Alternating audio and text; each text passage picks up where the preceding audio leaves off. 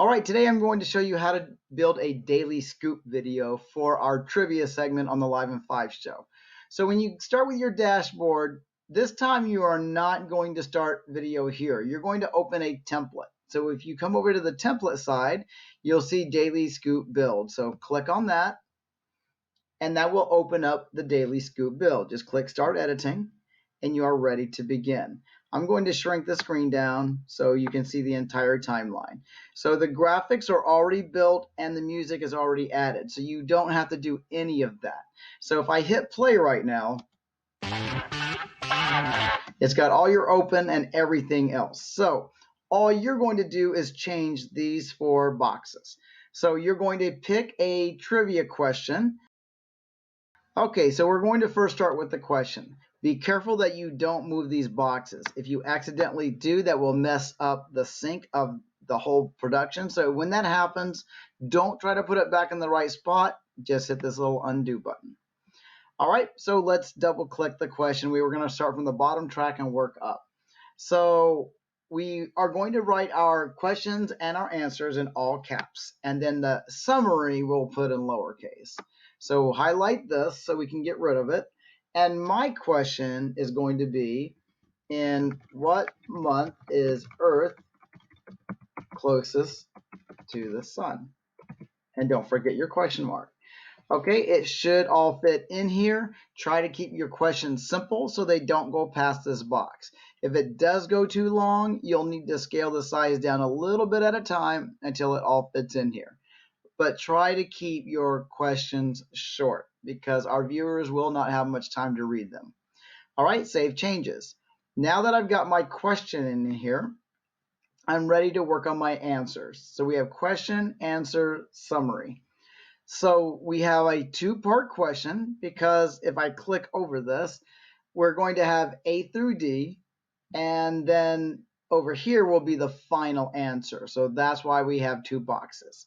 So I'm going to double click the first one, and to quickly fill out one of your answers, you just double click the word answer, and then your letters over here and spacing will be exactly the same. Just make sure that you don't highlight those letters. So I double click answer, and now my answer for this is January.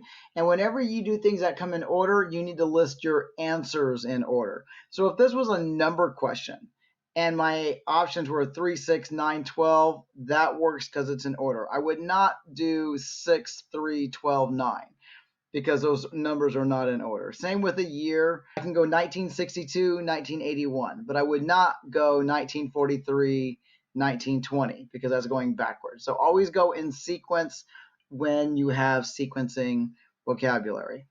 All right, so because my answer is January, that has to be the top answer because no other month comes before January. So now I need 3 dummy answers. So I'll do March, May, and September. All right, so I've had my 3 dummy answers. All these months are in order, and now I'm ready to save changes. Now, I'm just going to show you something really quick.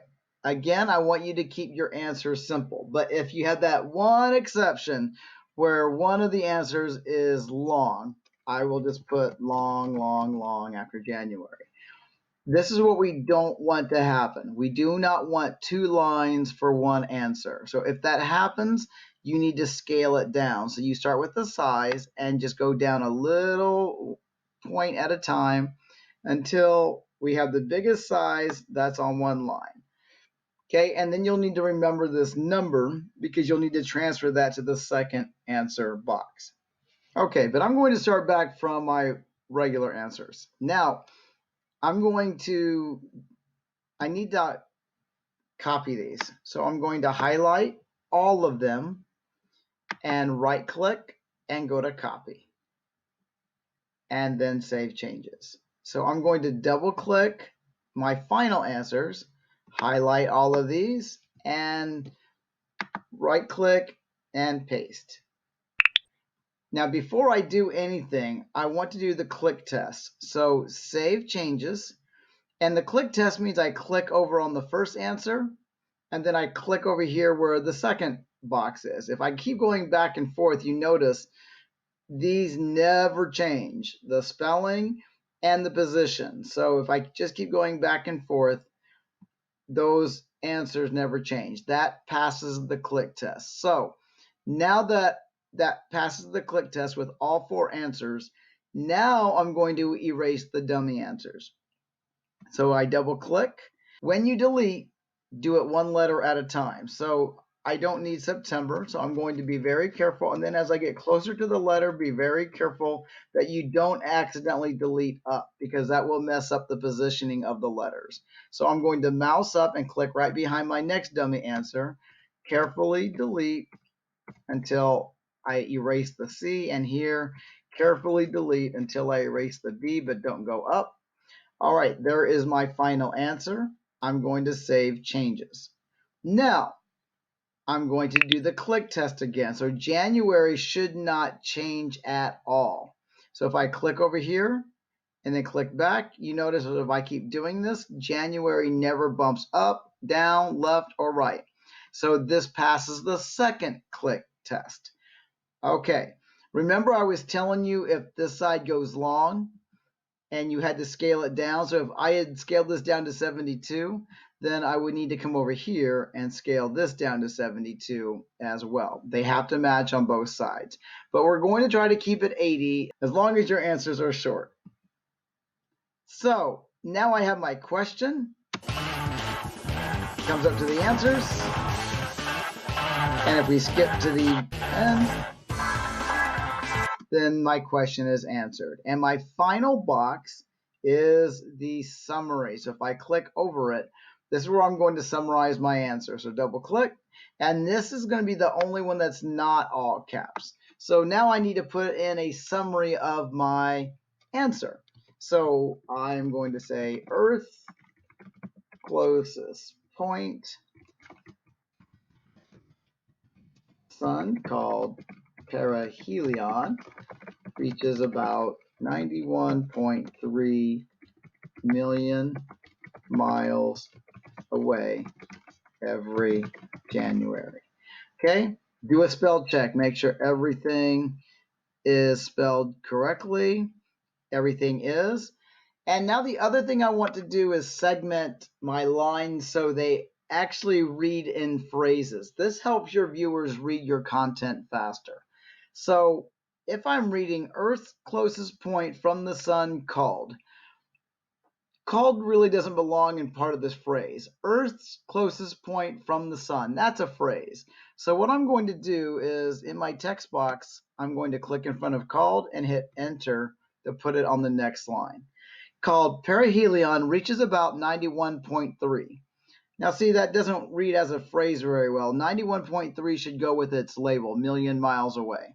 So I'm going to return that. Now 91.3 million miles away every January. So now all 3 of these lines read as phrases, even though they're all one complete sentence. And one thing I never want you to do is have one word by itself. So no lonely words. So like if this went down here, I would need to put another enter so it's got a few words. That still sounds like a phrase. So fortunately, mine fits. I don't have any lonely words. I'm happy with this. Save changes. Then always play it back to make sure that everything matches. So I would start from the beginning of my question. Looks good. Let's fast forward to the answer. Yep, looks good. Everything's lined up. Fades away. Explanation comes up.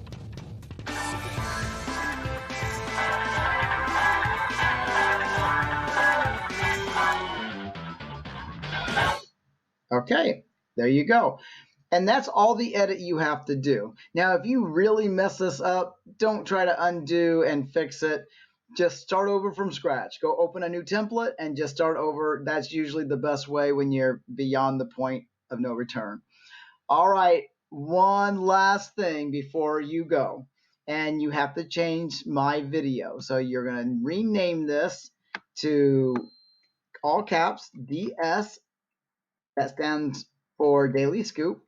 Then a space and a 1-word title only. Since the closest point from the sun is called perihelion. I'm just going to use that as my name. One word name only. Click OK. And then I will copy this link here and paste that into my eval when I'm ready to turn this in. And that's it.